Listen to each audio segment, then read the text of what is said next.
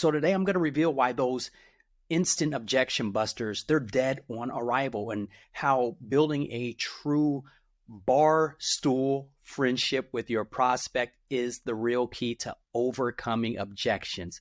Yes, you heard me right. Sometimes it's better to be in the friend zone. Let's get in the friend zone. We're not going to hate on it today. And, canned approaches, they're very ineffective. If you do what I tell you, you won't have to memorize a bunch of them and, do that homework. Greetings, fellow legacy changers. It's your main man, T-Rev, and it's time to connect good so we can collect good. This is Legacy Connect. So let's go, let's grow. To be what you meant to be, it's never too late. That timely quote challenged me when I... Quick question. Why is objection handling the number one request when someone wants you to teach them about the problems in sales? It's the number one. And I'll ask you another question. And I'll make a promise first. We're going to solve this, and you're going to walk out feeling so much relief from all the stress, from just the petty objections you get and how to handle them up front, eliminating them. Because here's what's happening. I wonder if you ever feel like sales training is just pushing you to memorize one-liners and manipulation tactics. And so today I'm going to reveal why those instant objection busters, they're dead on arrival, and how building a true Barstool friendship with your prospect is the real key to overcoming objections. Yes, you heard me right. Sometimes it's better to be in the friend zone. Let's get in the friend zone. We're not going to hate on it today. And, canned approaches, they're very ineffective. If you do what I tell you, you won't have to memorize a bunch of them and, do that homework. Coming off sounding robotic and cheesy. So, ladies and gentlemen, let's get in the friend zone. Let's connect good so we can collect good and ease that stress. That's what we're going to do over the next 20 minutes. Now, why I'm talking about connecting is because that's Legacy Connect. Legacy is what you leave forward. It's being indelible. What are you remembered by? What can people use to be blessed? And then connecting. That's a principle. That's not a gimmick. That's where the trust lies. That's where it's like, hey, that's my buddy. I'll listen to him, even if they're telling me something wrong. Think about it. That's where we're going with this. So we're going to get a little bit scientific right now. And don't just take it from me. There are 3 parts to our brain that are affected in sales. And objections are coming because there's something triggered in one of those parts of the brain. And they call it the reptilian brain, where the amygdala lives. Stay with me on the science stuff, but because this is going to be neuroscience, this is going to help you. So to me, objections, they're just fear. In their rawest form, objections are just fear. Now, Oren Klaff reminds us in Pitch Anything. It's a book that I love. I use it. I've adapted it for Legacy Connect selling. And in Pitch Everything, he says in every prospect's brain, there's a Croc Brain. And the Croc Brain, or the reptilian brain, is on high alert for threats. So the moment you sound like a salesperson and cheesy and you're just spouting off the canned lines, you trigger their fight or flight response. So think about a crocodile. All it's thinking about is eating. Are you a threat, or can I satisfy my hunger? So it's always in fight, I'm going to get you, or flight, I don't trust you. That's how humans are. Now, so let's think about this. These 3 parts of the brain that I'm going to go over these 3 parts, because if you thought you were going to get a bunch of one-liners, you're not. And I'm going to read a few in a few minutes here, and you're going to just see how corny they can be. I had somebody send me some cards, and some of them were good, but just stay tuned for some of these and tell me if this would tick you off. So let's get back to the neuroscience. In the brain, we have that primal brain, the reptilian brain. It seeks survival, hyper aware of sales manipulation.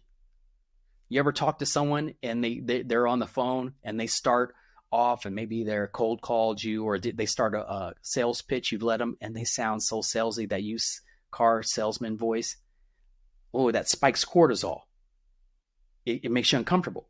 So we have, let me get through this faster.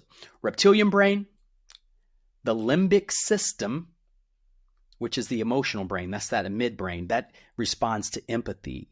It likes stories and emotional bonding. That's where the connection. Once we can get past the fight or flight, we intentionally connect, we can get into the limbic system. And then the last is the neocortex, which is the rational brain. It processes logic and data, but only after trust is established. Only after trust is established. Because sometimes you ever get to the end of a close and you feel that you nailed it, you wowed them. This makes perfect sense. Look how A, B, and C will cause you to rise, and you're missing X, Y, and Z. And this solves it, right? Isn't that just logical? Why aren't you buying? Those other brains, you never got them into that part of the brain to trust you and receive that information and really digest it. You probably delivered it well, but you skipped the first steps. Do you see where I'm going with this? This is powerful. Come on.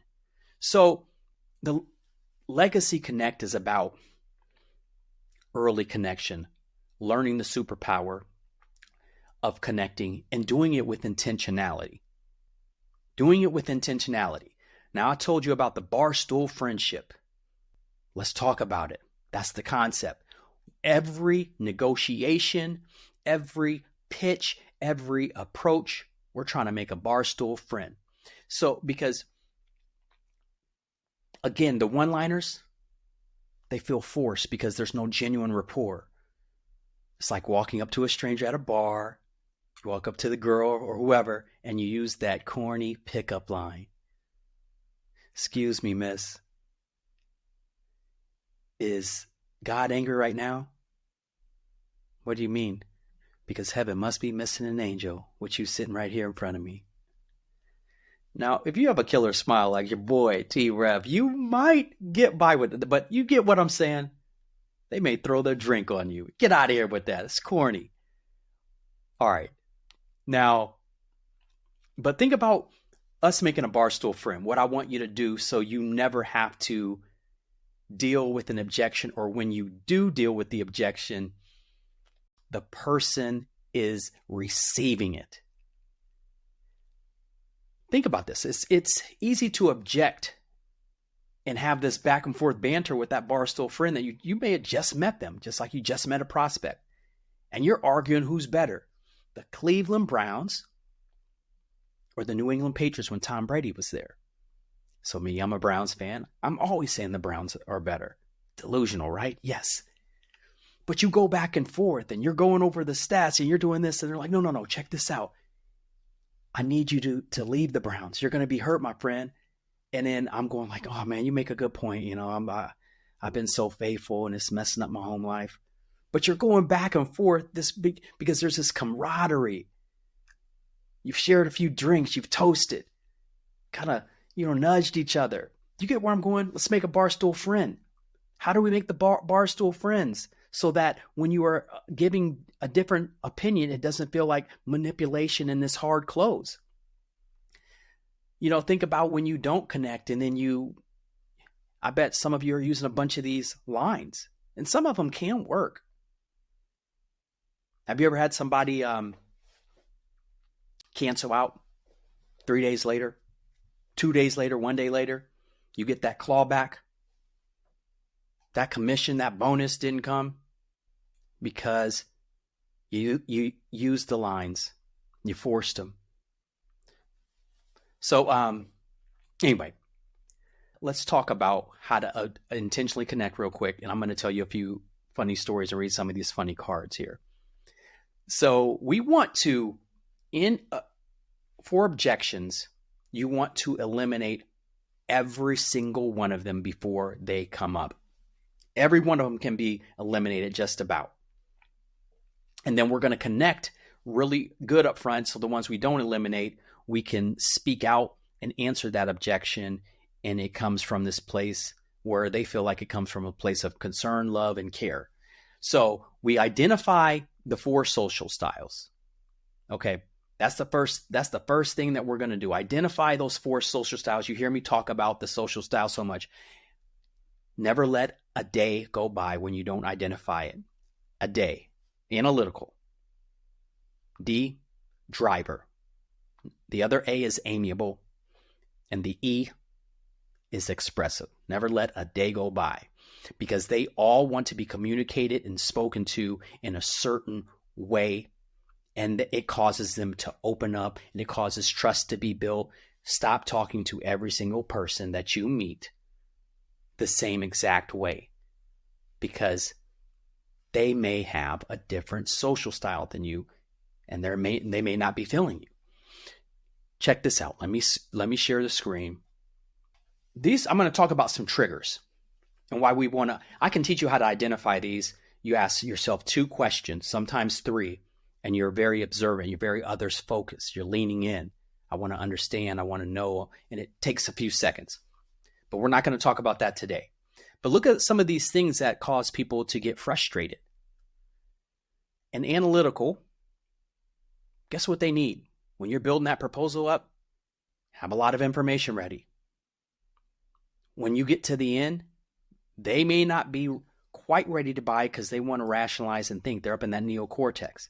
And here you are rushing them, and you're creating objections and cortisol and fear in them because they need time to evaluate. Sometimes you're in your objection, you're being too much emotion. They don't like emotion. Same thing with the driver, too much emotion. So when you don't know these things are happen to do these things, because you don't want to take the time to learn a social style, then you mess up your own negotiation sale, whatever you want to call it. The driver, they need to get results. So you want to be getting to the point in that proposal, in the discovery. You want to be efficient. You don't want to rush, but they don't like when you're taking too long. They get bored. You got to keep engaging them. What triggers them, if you don't give them enough control, you're going in for this hard close, buy right now, put sign right there, when you should have given them a few options. That makes them feel like they're in control. I can go over here. Amiable, when they get triggered, when you're just rushing them. Again, they don't like to make quick decisions. They like to have, their decisions require guarantees. Support. So if you can't give a guarantee, you want to say, hey man, this is a trust fall. And I'm going to tell you how that trust is built up. Like we're doing it, some of it right now. But yeah, lack of structure bothers them. Be structured. Have a structured proposal. And they don't like a lot of conflict. You get to arguing with them. They'll start agreeing with you, but they'll be acquiescing, complying. And they're complying. You think you got the sale. I know when an amiable starts complying with me, I may not ever see them again. And then, of course, there's expressive. You may go get on, like, so I deal in websites. You get on with hey, we're going to redo your website. You know, your website, it's just crappy. It's not ranking, and it lacks aesthetic appeal. What if they built that website themselves, or their sister who works in the company? And they're listening to everything else. You just insulted them. Do you know that expressives, they need people's approval? They don't like when they're not being listened to. You got to let them vent a little bit. Yet you're sitting there trying to cut them off, just trying to get the sale. Man, this stuff is powerful. So let me tell you real quickly, I was dealing with an amiable. And the amiable person that I was dealing with in this particular situation, we'll call him Tom. Tom says he loves everything. I need some time. And he had said this before. I need some time. We went over everything, but there was a fear that still lingered. We had connected, then we took like 2 months off. I needed to reconnect with him. So Tom tells me to send over a contract. I'm signing it tonight. Doesn't sign it 1 day, 2 day, 3 day, 4 day, a week goes by. Now remember, the amiable doesn't like confrontation. So they're not going to be answering because they feel they're going to be confronted. I call him. He finally picks up. I had to call from a different number. I said, my son came in. I said, son, let me get your number. It's got an Ohio area code. That's where this person's from. Yep. Tricked you. Got you, homie. I got him on the phone. And I said, hey, Tom, because I knew he was amiable. What we're going to do today on the phone is I'm not going to back you in a corner. You already know that I want your business. I feel that I can help you. So I'm not going to ask for it, okay? I want you to share what it is you're really feeling inside in a safe zone. Yes, I said a safe zone. Remember, amiables, they want to feel security, comforted, like you're not going to argue with them. And then he let me know, hey, you know what? It's some reviews I read about your company. I was like, bingo. I said, my first thing was not to take up. Oh, what did you read? And if you said reviews, which one bothered you and why? So he told me. So I said, do you mind if I respond? Because some of the reviews are true. We all make mistakes. I know that Tom wants relationships. Remember that. So when you know the social style, you know how to talk to this friend in the way they want to be spoken to. So I went on and talked to him. I said, hey, some of the reviews are false. They're wrong. Some of them, those reviews actually are true. There's a bunch of humans in our company. And you know what? To human is to err. Sometimes we drop the ball. But we do have blank, this high retention rate. And I went through some of the things. I said, I want you to know that because I want you to feel comfortable. And I said, Tom, I almost slept on the couch the other night. So I went to story mode. Facts tell, stories sell. He said, why? I said, my wife was mad at me. What I'm getting at is I have 7 beautiful kids with this woman, but even my own wife will give me a bad review if you catch us on the wrong day. He started laughing. He said, I get your point. I said, yeah, at the end of the day, Tom, how do you feel about me? What do you feel that way? He said, I do feel great. And I felt good. Everything, all the rational, logical stuff I told him. He said, I felt good about that. Boom, I got him back on. All about connecting. My friends, before we go any further, can you do me a favor? If you like me, click the like button if you like this content. Share it. Subscribe. I'm trying to free some people from some stress. I'm trying to make people wealthy. Financially, spiritually, physically. So click that button. Now back to the program. You have to know the social style. So here's what you can do to eliminate some of the things, because objections will come up, but you can eliminate a lot of them. One, I'm going to tell you part of the sale. When connecting is 40% of a sale. Out of 100%, connecting is 40%. Your discovery is 30%. So connecting and discovery is 70% of a sale. The proposal is about 20%, what you're delivering. They should already trust you and like you before you get to proposal. And then the close is 10%. And let people close themselves. Quit trying to close people. They're not a door. Human beings. So here's what we'll do. This eliminates a lot of things. I want to get through this. Okay. How do we have a good discovery call? Good discovery call. Number one, you want to connect intentionally. If you get that analytical or the driver, there's a whole lesson that I teach, but you don't want to do small talk first. You want to object to agenda motive, get right down the business when you start that call. Here's the objective agenda motives, and I want you to know who I am, and I want you to know who my company is. This part is not the sales pitch or the proposal, sir, but you do need to know that we have credibility to see if there's a fit. And I'm going to ask you some questions about you. I'm just rushing through this. If it's an amiable or expressive, I'm going to start, hey, how's it going? Hey, Travis, I noticed that backdrop is amazing. Is that a fake or is that real? Wow. Did you design that yourself? I'm small talking because they like the small talk first, and they want the homophily, what do we have in common? That's what they like. Then they ease into the business. Then you go down the business, object, agenda, motive.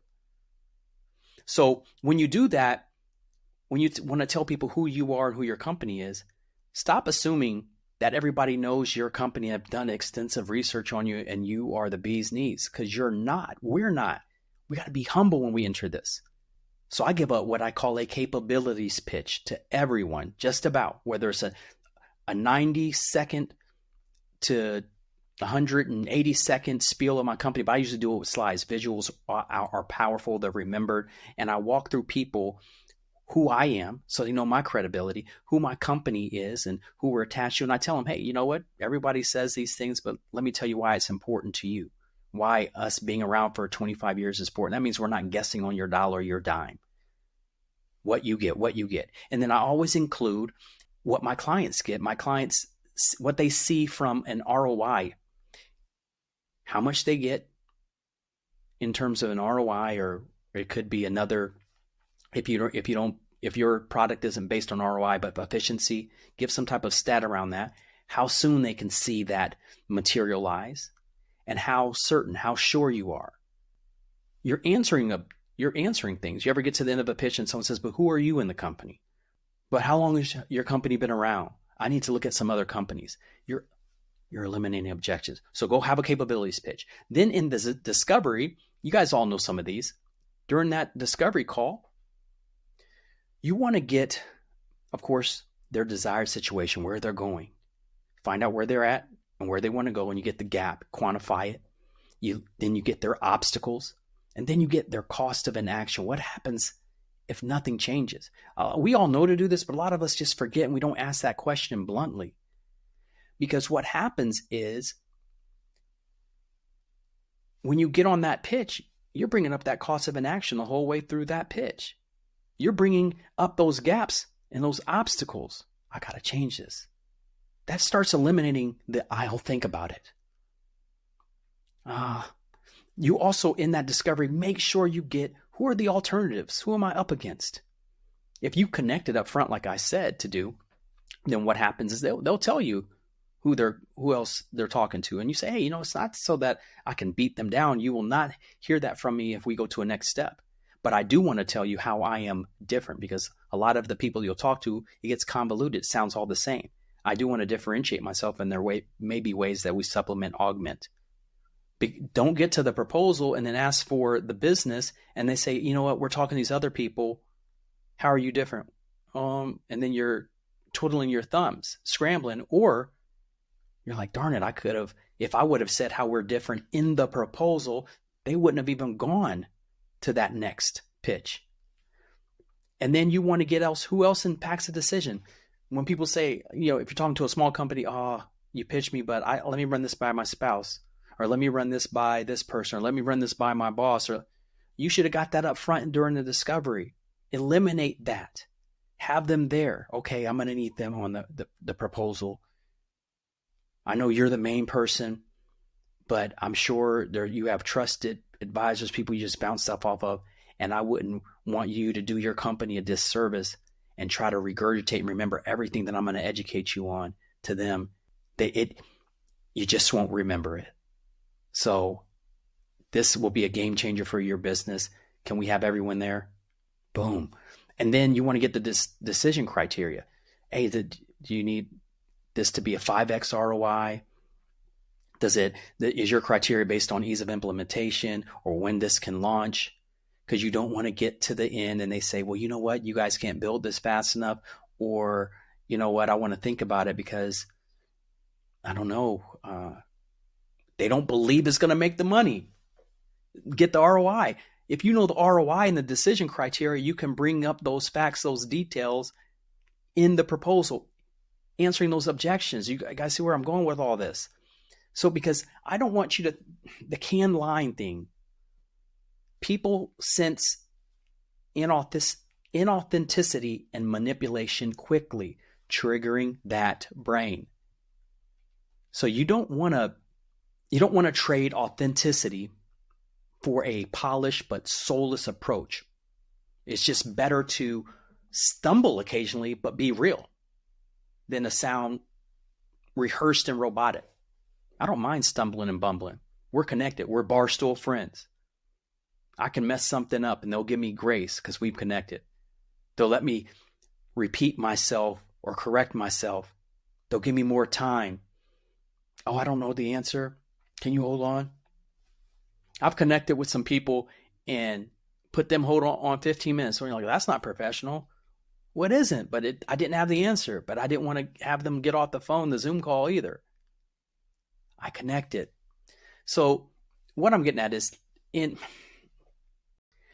when you do all of those things, the capabilities, a thorough discovery, which those two, 70% of the sale, and then you present towards how the social style likes, and you're answering the questions up front. So when they do have, and you've connected so well, when they ask you questions on the back end, or you sense the fear, you can ask them, hey, what are you afraid of?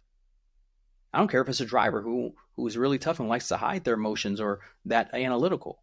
You connect well, they'll actually tell you, you know what, here's what I'm afraid of. Then you can answer it.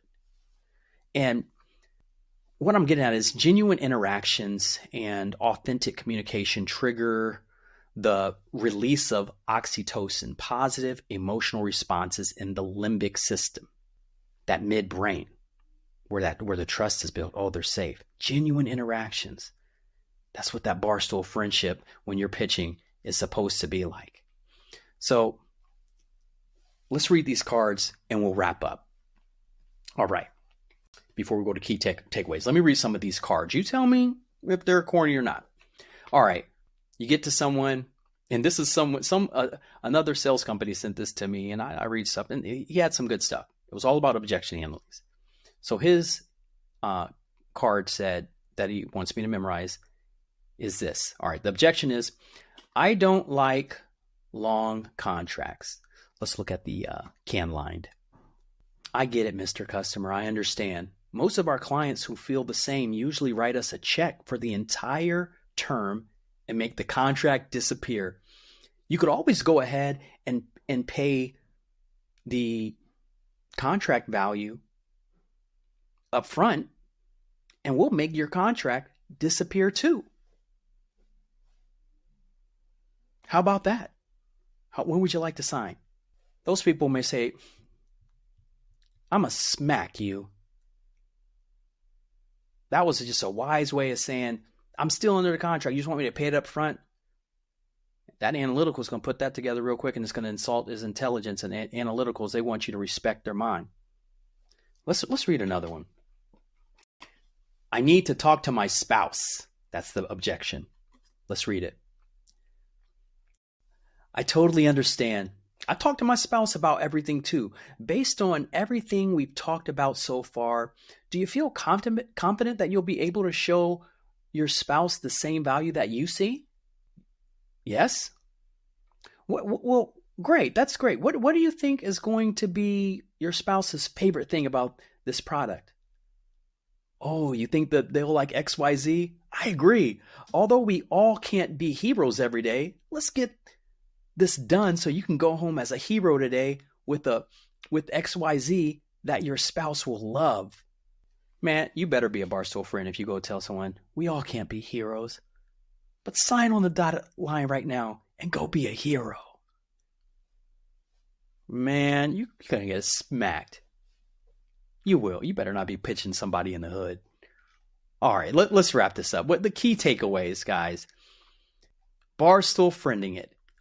What we want to do is hook the reptilian brain, focus on safety and not sounding threatening.